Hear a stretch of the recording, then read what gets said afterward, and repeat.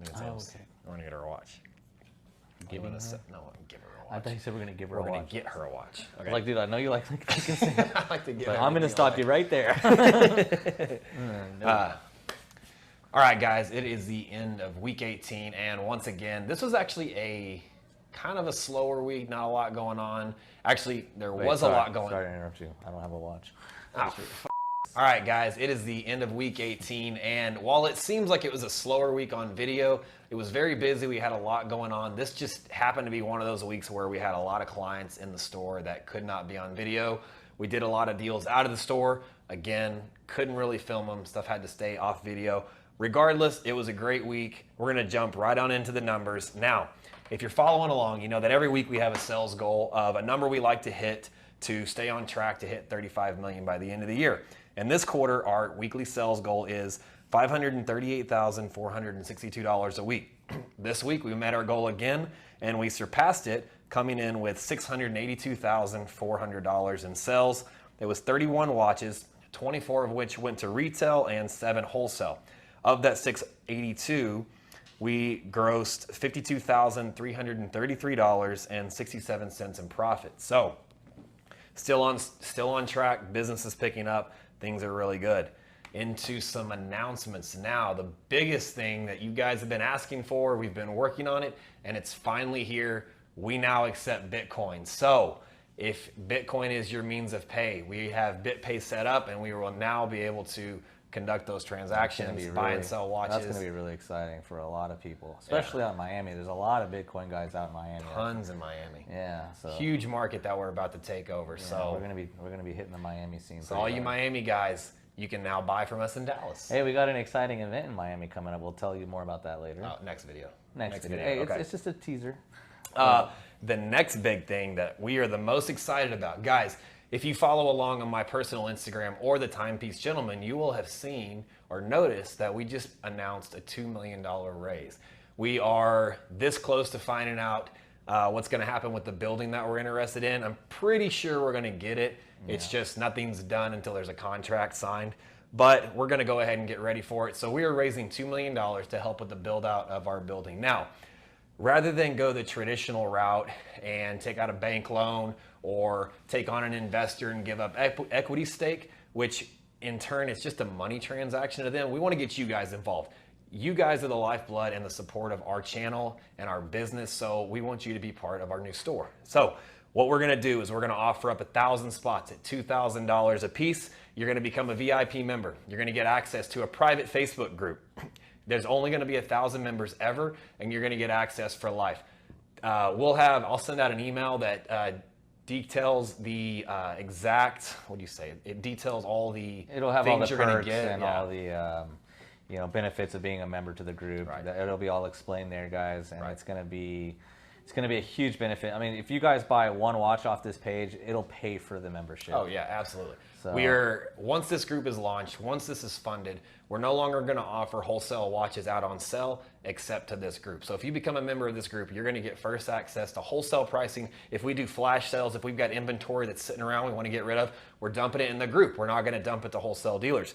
Aside from that, we're going to offer special we're going to do authentication services, appraisals. If you got a watch deal you're working on your own, if you've got a watch you're interested in buying, throw a picture of it up in there. Marco's going to sit in that group all day and authenticate stuff. If you guys need real world pricing on stuff for something else you're trying to buy or sell somewhere else, that doesn't even have to be with us. Throw it in the group. We're going to help you out with that. And that's going to be your reward for donating to this. Aside from all that, you're going to be invited to the first fan meetups in your geographical area. Yeah. You're going to get, I've got to figure out how we can do it and do it discreetly.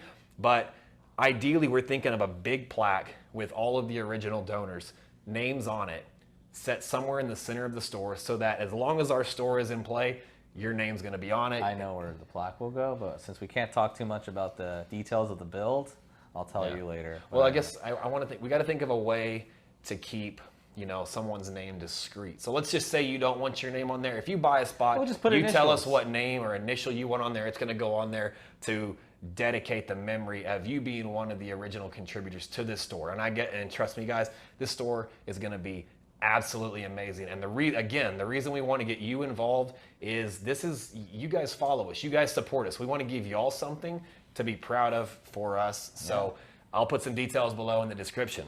What else? Welcome to the team, Clove May. Very close friend of mine. I've known her for 10 years, and I've invited her onto the team. She's going to do sales for us, and she's going to be a great contribution to the team. So please, guys, go support her. Her Instagram handle is Clove May. Clove_May and Boss Lady Timepieces. So Clove_May is her personal Instagram, and then we just turned over access to the Boss Lady Timepieces Instagram page, which is going to be our outlet for women's watches.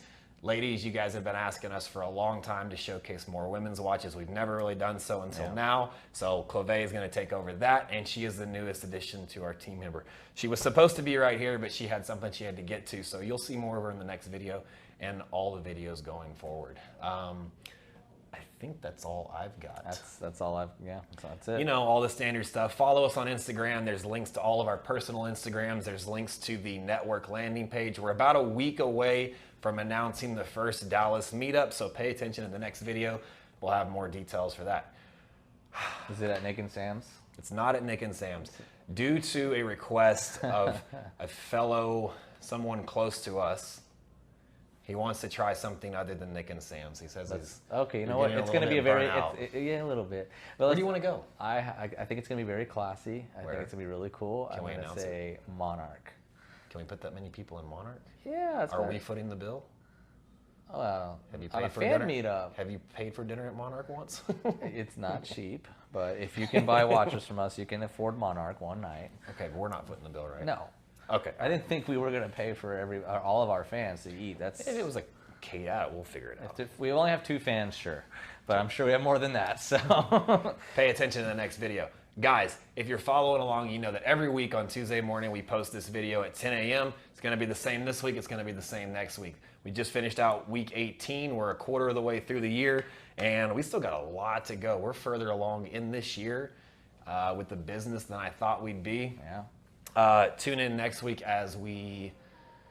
I don't know, post another video. I forget. No, you know what, guys? Next week it's going to be exciting. We're going to California, so stay tuned for that. We're going to do a lot of fun stuff next week, and we got Miami coming up. So, guys, start thinking about watches you guys want, because once we're in Miami, we'll be filling your requests for whatever watches you guys want. Start emailing us now, because we'll start putting calls out. So, and you'll save money on those shows, because those guys are pretty fair with us. So, all right, you do the pointing when I do the outro, okay? The what? Just do the pointing when I do the outro. The pointing? All right, guys, if you like this video, make sure to hit the like button. Don't forget to subscribe and hit the bell so that you're notified anytime we post a video. Guys, we appreciate you being a fans. Got a nice treat for you vintage lovers. No, they're big on social media. Yeah, they have their own. Hey, what's up, man? What's up, dude? Come on in. Good to see you. Good to see you, man. What's up, buddy? Hey, nice to meet you. You too? I don't think we met last time. I did not. You weren't here. This is Darby, our videographer. What's up, man? Hey. Come on in. Hey guys, I want to introduce you guys to somebody very special and somebody I've known for quite some time, a vintage lover like myself, Cameron Barr with Craft and Tailored. Hey, thanks for having Marco. Really appreciate you guys coming out. Welcome to our showroom. So we've known each other for about a few years. Yeah. I'd say about, give or take, it's been a while. I would say 5 or 6. Yeah, definitely. So I would actually look at this guy like one of my early on mentors when I first got into vintage watches, because I'd actually I think I bugged you a few times on quite a lot of stuff I didn't know about early on. I was like, hey Cameron, does this look right to you? I don't know. And you schooled me so many times early on, and I really appreciate that. No, it's all good. So we're out here today. We got some pieces in front of us. We're definitely gonna chit chat about some of these pieces. You're gonna make me blush. I don't think I've been ever considered a mentor before. So that's pretty cool. Dude, no, because I mean you helped me out, and I have to give credit where it's due, man. You really I did. appreciate that. I mean, I remember how many times have we met up at those coffee shops? Coffee shops, yeah. What was it?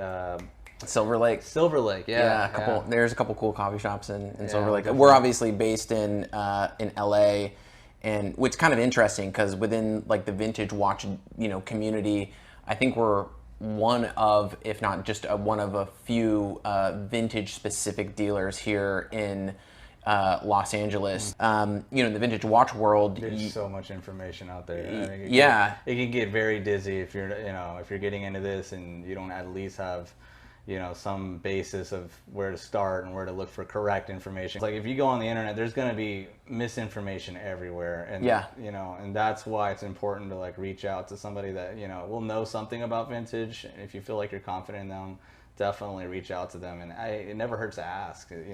Ask people, because if you get big into it, then there's a lot. There's a lot to learn, and it's very rewarding. Well, it was funny. We were talking before we sat down, like with Anthony, about like 5402s and vintage Audemars Piguet Royal Oak. We have one here, and the thing that's interesting is the average person might look at this and go, "Oh, it's an AP, it's a Royal Oak, 15202." Maybe it's a 15202. They know a little bit. Yeah, 15202. right. But when we look at something like this, I'm looking at the profile of the screws, the case finishing, the font of that dial, something as simple as like the flip lock. The flip lock, right? The screws in the side of the link, the bevels on the case, the characteristic of the 2 in the serial number, that kind of stuff. So we get really, really deep, and it's definitely pretty nerdy. But but we look at that kind of stuff very closely, and that's ultimately, I think, within the vintage realm, what makes these things unique and in some cases expensive, but ultimately very collectible. I mean, here's the thing. So I feel like I'm pretty sharp with the 4-digit sport models, but I'm just now kind of leaning into the vintage Patek's and the vintage APs, but I still have a long ways to go. Yeah. So one of the things that we were talking about is like how like a little detail can make the biggest difference. Right. For example, we have.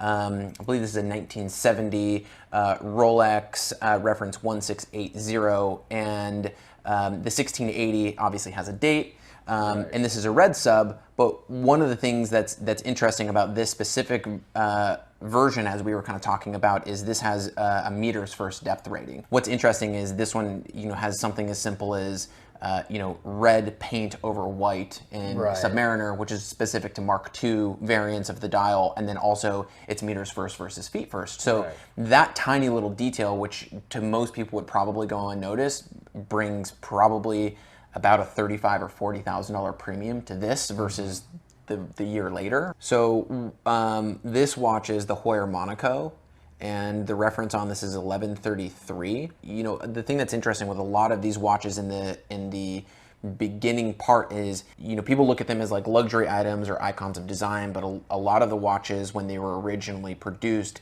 had form meeting function. There was a reason why things were done with the watch, right? So this watch has the nickname the Steve McQueen, because Steve McQueen wore Heuer Monaco 1133B in the film Le Mans.